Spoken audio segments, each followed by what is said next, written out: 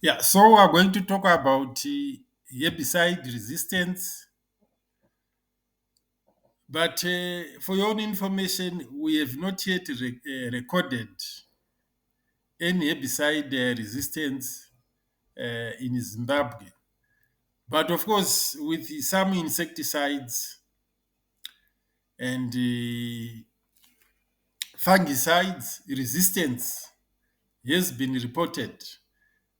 And some pesticides are no longer useful on certain crops because of resistance. We are yet to find the herbicide resistance in Zimbabwe. So I'm going to make a presentation on this herbicide resistance.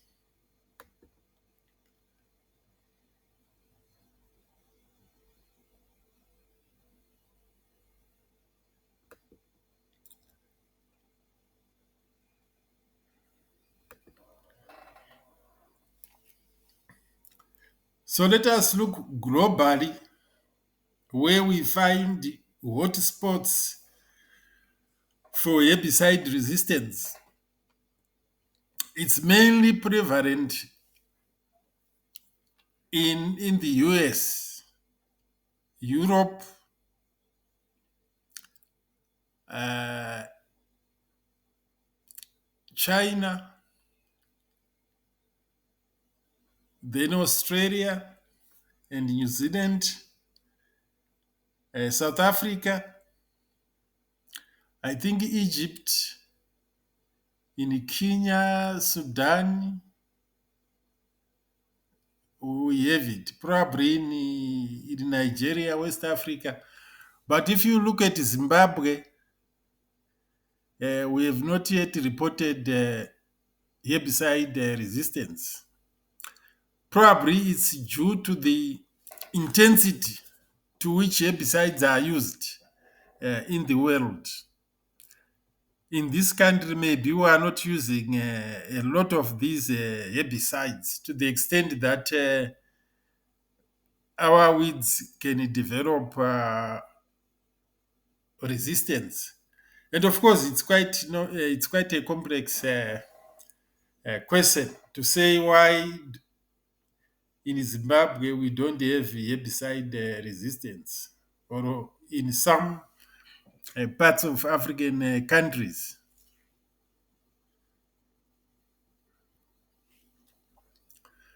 So, what is herbicide resistance? When susceptible weeds, which are normally killed after the application of the herbicide at recommended rates, survive, it then means these weeds are resistant to the herbicide. But we know that there are a lot of things which can bring about failure of the chemical not killing the weeds, which could be calibration issues, and it could be soil types or weeds. So a thorough investigation is required before we can conclude about herbicide resistance.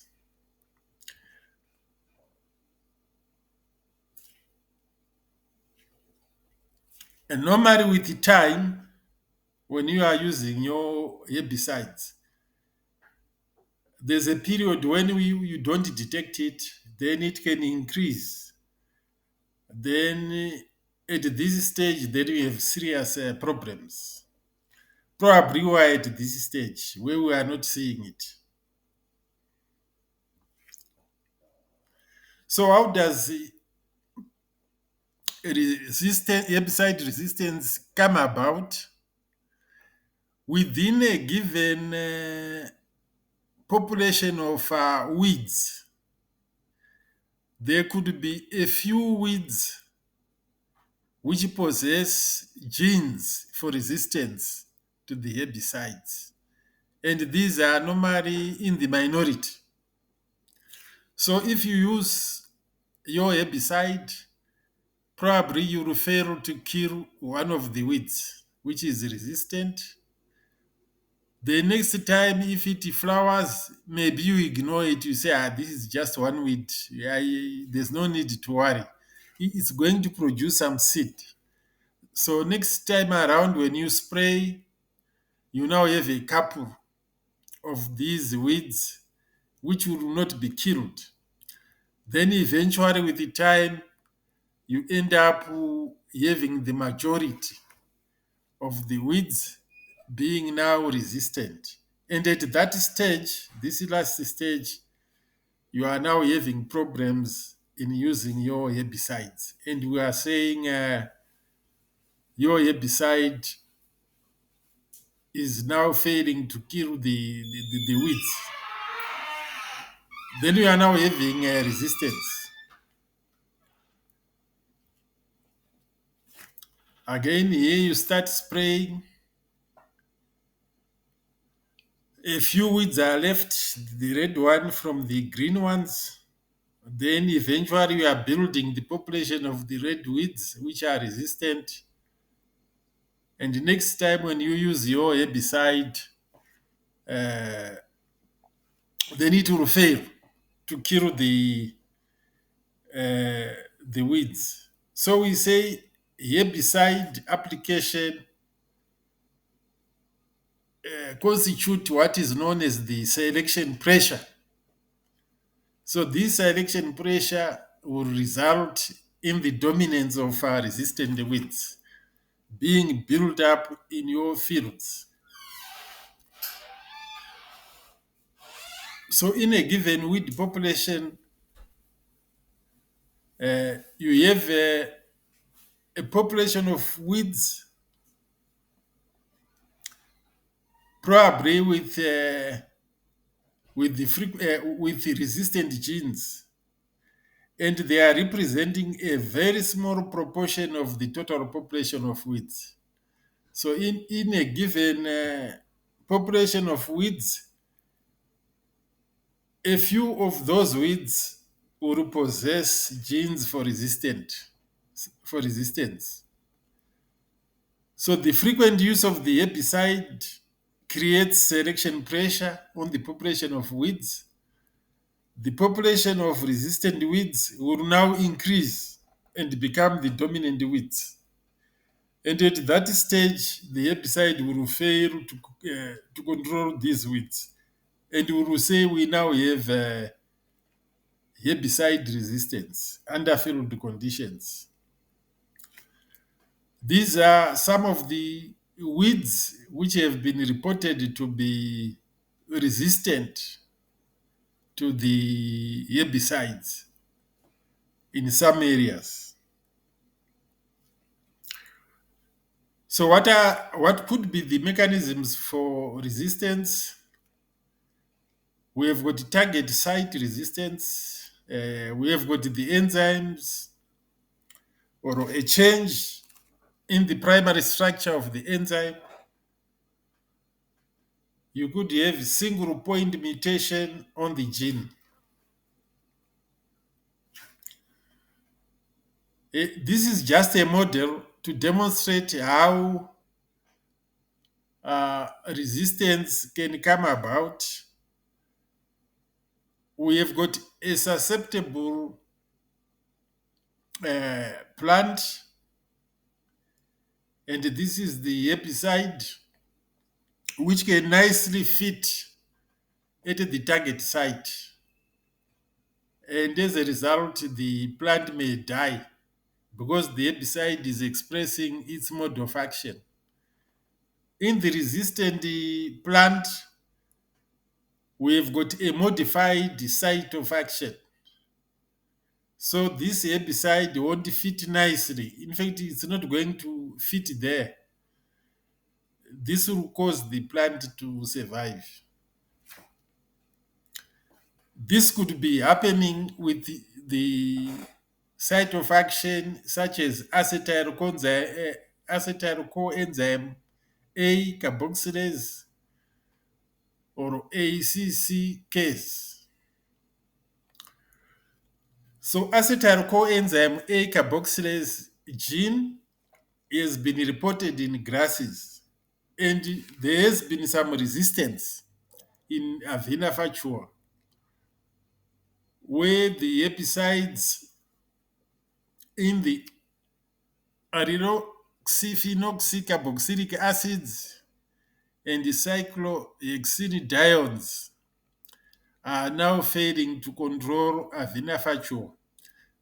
Sometimes we just call them FOPs and DIMS so that we don't have to struggle with these long names.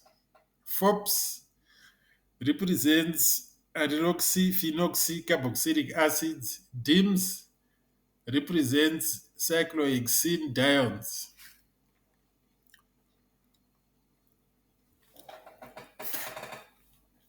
Also, acetolactate synthase. We have sulfonylurea and imidazolinones, where resistance has now been reported. For herbicides which affect photosystem 2, uh, we have triazine resistance. And this happens because there's mutation or changes in the D1 protein where atrazine may try to fit.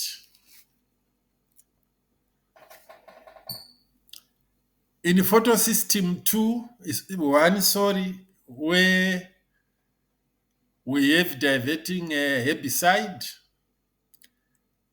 It can capture electrons which are supposed to go to what is known as ferrotoxin. Now, in some systems, there is production of oxygen, when electrons are diverted. And these electrons cause production of oxygen species, which burn the plant. So in resistance, you have some plants which can detoxify oxygen species. And they have these enzymes present, superoxide dismutase, ascorbate reductase, and glutathione reductase, probably which may help to detoxify the oxygen species which tend to damage the plants. In Coniza bonariensis, you may have immobilization of paraquat, which is one of the herbicide which can divert electrons in the photosystem 1, causing creation of oxygen species, which later on, burn the plant. But in this case, in Coniza bonariensis, the movement of paraquat is restricted. You can have resistance to cell division inhibitors, for example, where dinitroanilines are used, for example, trifluorine. There is now resistance which has been reported in Erosine indica, Setaria viridis, and Sorghum haripens. All these are grasses. And of course, trifluorine, we know it kills grasses. And there are some grasses which can now resist this herbicide. There's also been some reports of resistance to glyphosate. We know it can kill anything green. Erosine indica in Malaysia has been found, not to be killed by glyphosate. So what could be happening is that we know glyphosate can inhibit the EPSP synthase or EPSPS. If you don't want it that name synthase there, you can shorten it even further to EPSPS. Now, in Erosine indica, it can produce a lot of EPSPS to the extent that glyphosate may be bound to certain proportion of EPSPS, and there will be plenty of it, uh, which will allow the plant to carry out its normal functions. And in this case, we say that plant is now resistant because not all EPSPS synthase is available for glyphosate. There's plenty to carry out normal functions. That's why we are saying twice transcription of EPSP synthase or overproduction of that enzyme will ensure safety of erosin indica from glyphosate activity. Resistance to auxin type herbicides, macroprop to chickweed. Macroprop is a herbicide which can kill that weed. We don't have it in Zimbabwe. So herbicide immobile in resistant weeds. This is why the weeds may survive. In New Zealand, they've registered or reported resistance of MCPA and 2,4-D. There's also what is called enhanced metabolism resistance, where you have cytochrome P450 and the glutathione S transferase activities being very high. So these enzymes can facilitate the breakdown of uh, herbicides to the extent that they don't reach the site of action. So you can have the herbicide which can fit into this part. Once it is able to fit, the plant will die. But if the herbicide is metabolized, it is broken into two or something is added to it, it can no longer fit there nicely. It can't reach the site of action. Therefore, the plant will survive. So, plant metabolism will help to impart resistance. So, you can also have enhanced activity of P450. Has been reported in some weeds. There's also the role of GSTS, glutathione, S transferases in metabolism of atrazine, alacro, and metallocro. All this resulting in resistance. We know it. You can call it selectivity, but it's the extreme case of selectivity which will cause weeds not to be killed, and hence we call it resistance. There's also, we know compartmentalization can bring about selectivity. In this case, it can bring about resistance. For example, ATP binding cassettes, ABC transporter, which moves xenobiotic substances from cytoplasm to cell vacuole. We know some herbicide metabolites, they have to be moved to the vacuole where they are safe. And we call this compartmentalization. It can restrict herbicides to certain areas where they are not harmful.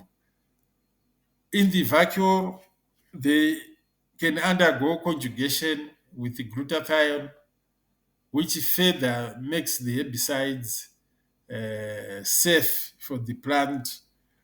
Therefore, that plant is now resistant.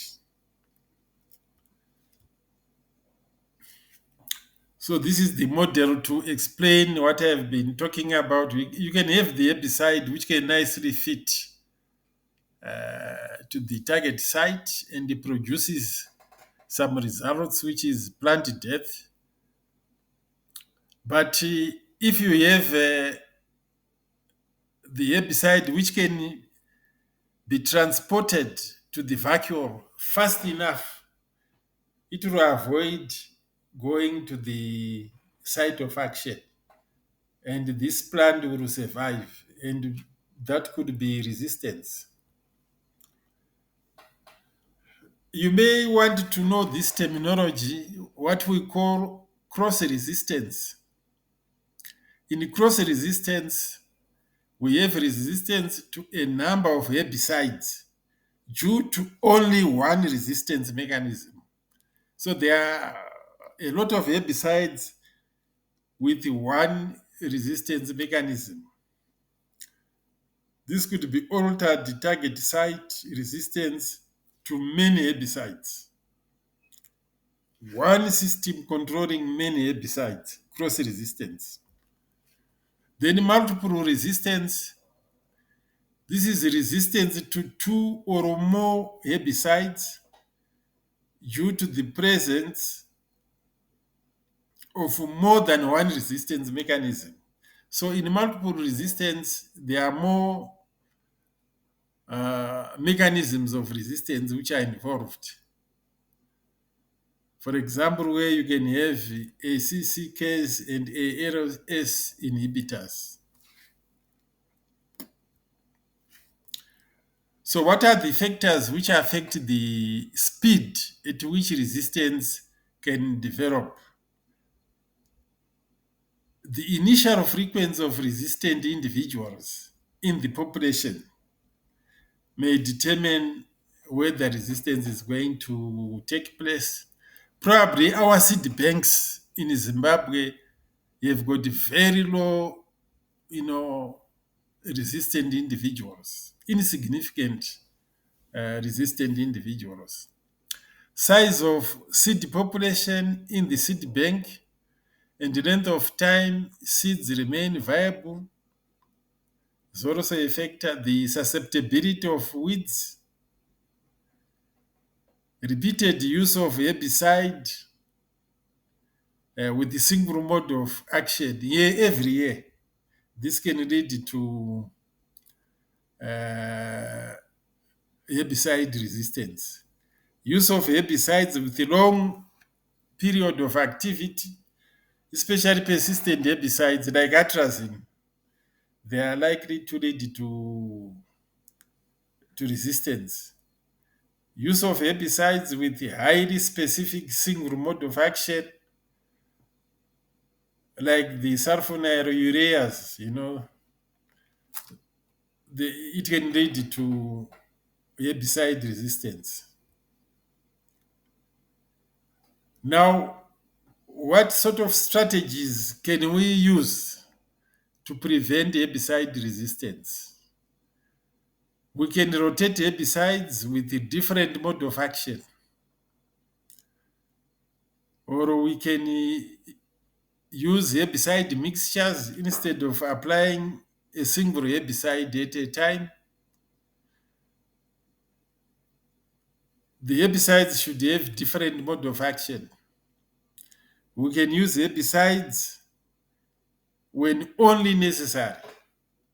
We should not just apply, herbicides every time.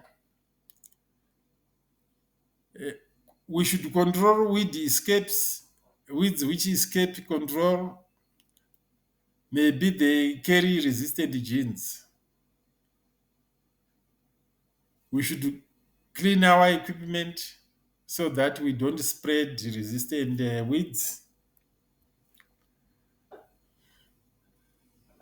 We have to use herbicides with short residual life. This can also reduce the selection pressure on the weeds. We should scout the fields for resistant weeds.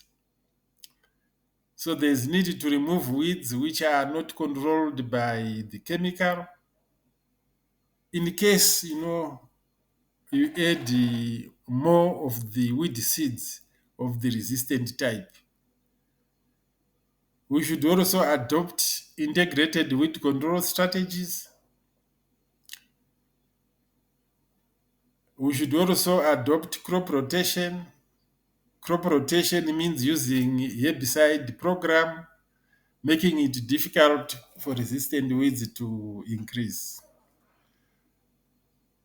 Although I'm talking about these recommendations, it's in case we get resistance in Zimbabwe. For your own information, you should know that we have not yet reported herbicide resistance. But it is important to know about it because our neighbor South Africa is experiencing herbicide resistance. Who knows? The problem may spread to Zimbabwe. So I'll end it.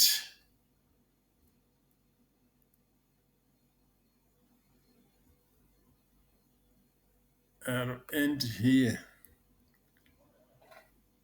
I'll stop.